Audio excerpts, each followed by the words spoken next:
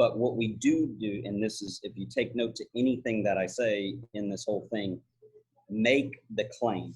So turn the claim in, get the denial from your company, because this is going to be an interesting situation from a legislation standpoint. So we've got New Jersey and Pennsylvania that are coming out with legislation that are going to force the departments of insurance in those states to provide coverage. How they're going to do it, no idea. Because once you get over, let's say they add in virus coverage, number one, the insurance company didn't charge for that exposure, so that you got to get around that. Right. Even if you add coronavirus in and virus protection into the policy, you still have the direct damage issue. So this whole debate will be interesting.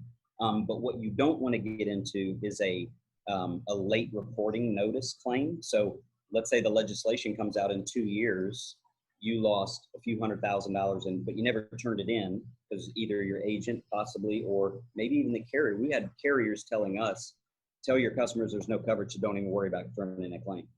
And that's an E&O waiting to happen. And so ultimately, turn in the claim, have it on the books. If there's legislation that changes, you can open up the books back and get paid for that if there is any. The other thing is, I've had several clients calling me lately. I'm getting bombarded with attorney firms and class action suits around this. So, you know, whether you get into those or not, that's your own thing. We all know who wins in those situations. Sure. All on the bearer of, you know, the person who actually lost the income. But anyway, you know, moral of the story, turn the claim in, get the denial letter, hold on to it as we see what plays out.